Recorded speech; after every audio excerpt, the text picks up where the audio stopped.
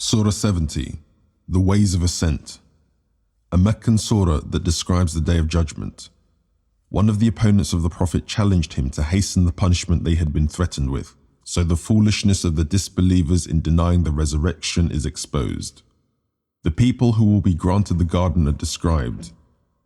The title is a reference to the paths through which angels ascend to God, mentioned in verses 3 to 4.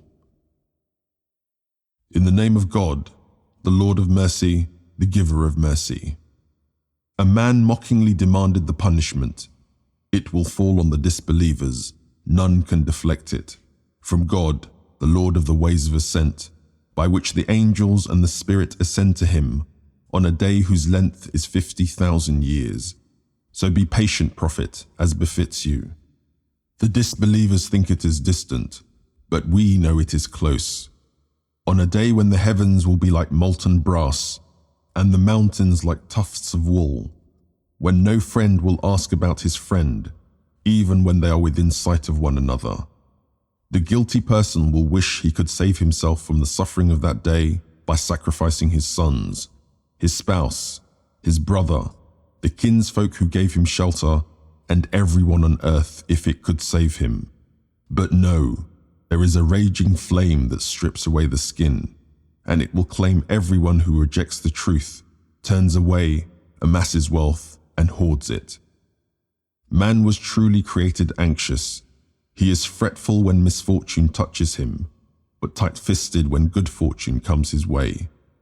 Not so those who pray and are constant in their prayers, who give a due share of their wealth to beggars and the deprived, who believe in the day of judgment and fear the punishment of their Lord.